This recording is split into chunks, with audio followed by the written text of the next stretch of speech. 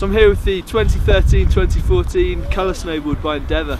Endeavour are a brand based out of Vancouver in Canada and was started by Max Jenk and legendary snowboard photographer Scott Surface. Now the colour snowboard is actually the board that I ride personally.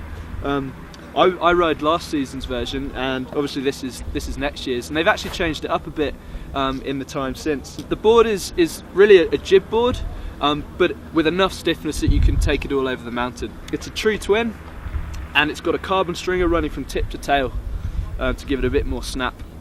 In terms of camber profile, it's got a really mellow reverse camber, so nice and forgiving, but thanks to that carbon in the board, you've still got snap-off kickers. The board has an easy to repair and to maintain extruded base. Endeavour put a lot of focus on collaborating with artists for their graphics, and this particular one is done by a guy called Numbskull.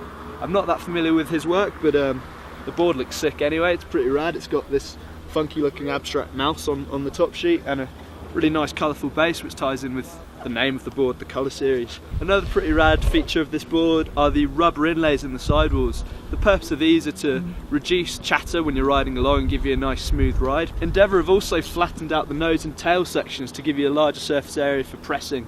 I was riding the board today and I did actually notice that when you're butting around on the piste, there is a nice big flat area in the nose and tail that you can really lock into.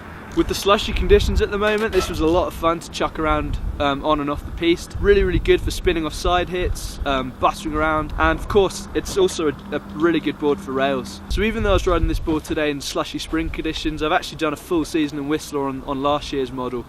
So obviously a lot of powder snow. I was riding it in the park a lot. I even took it off some kickers in the black part. And even though it does have a relatively soft flex, it held up on those big jumps. It's not a total noodle, it does work on everything.